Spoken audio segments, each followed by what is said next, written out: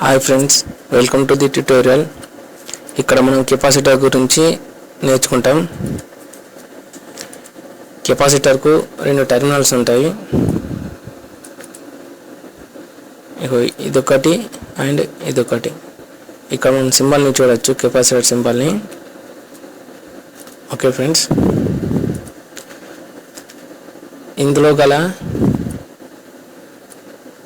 Plates ఇన్సులేటర్తో వేరు చేయబడతాయి. ఇదొక ప్లేటు, మరియు ఇదొక ప్లేటు. ఇవనేది ఇన్సులేటర్తో వేరు చేయబడతాయి. బ్లాక్ అనేది మొత్తం అనేది ఇన్సులేటర్, దీంతో వేరు చేయబడి ఉంటుంది. ఒకటి పాజిటివ్ గాను మరొకటి నెగిటివ్ గాను పనిచేస్తుంది. ఒకటి పాజిటివ్గా మరొకటి నెగిటివ్ గాను పనిచేస్తుంది. కెపాసిటర్ ఎనర్జీని ఎలక్ట్రికల్ ఛార్జ్ రూపంలో స్టోర్ చేసుకుంటుంది. అండ్ ఎనర్జీని ఫిల్టర్ చేయడానికి కూడా వర్క్ అవుతుంది అన్నమాట ఇది. ఓకే,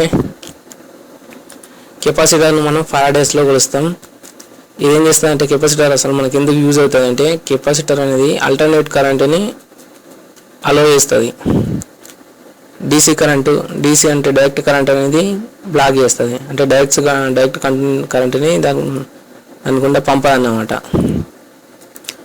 డైరెక్ట్ కరెంట్ బ్లాక్ చేసి ఓన్లీ ఆల్టర్నేట్ కరెంట్ ఏసీ కరెంటుని మాత్రమే పంపుతుంది. ఏసీ కరెంటుని మనం ఇళ్ళల్లో వాడతాం. ఏసీ కరెంటుని అసలు మనము స్టోర్ చేసుకోలేము. ఓన్లీ డీసీ కరెంటుని మాత్రమే స్టోర్ చేసుకుంటాం. అంటే ఏసీ ప్లస్ డీసీ ఇచ్చినాం అనుకోండి, ఓన్లీ మనకి ఏసీని మాత్రమే ఇస్తుంది అన్నమాట. డీసీని బ్లాక్ చేసేస్తుంది, అంటే ఫిల్టర్ చేయడానికి యూజ్ అవుతుంది అన్నమాట. మళ్ళా ఇది ఒక బ్యాటరీలాగా పనిచేస్తుంది. కాకపోతే డిశ్చార్జింగ్ అనేది ఏంటంటే వేగంగా తొందరగా అయిపోతుంది. కాబట్టి మనము మొబైల్ ఫోను కెమెరాలలో ఫ్లాష్ లైట్గా యూజ్ చేస్తాం. ఎందుకంటే వేగంగా ర్యాపిడ్గా డిశ్చార్జింగ్ అయిపోతుంది కాబట్టి చపక్కువ వచ్చేస్తాం అన్నమాట. అందుకని మనం దీన్ని యూజ్ చేస్తాం ఫ్లాష్ లైట్లలో. మళ్ళీ ఇది ఇక్కడ యూజ్ అవుతుంది అంటే, కెపాసిటర్లలో ఫిల్టర్ చేయడానికి, యాంప్లిఫై చేయడానికి యూజ్ చేస్తాం. అంటే స్ట్రెంత్ పెంచడానికి యూజ్ చేస్తాం. మరియు వోల్టేజ్ ఫాల్ట్స్ ఏమేమి ఉన్నాయి కనుక్కోవడానికి కూడా యూజ్ చేస్తాం మనం.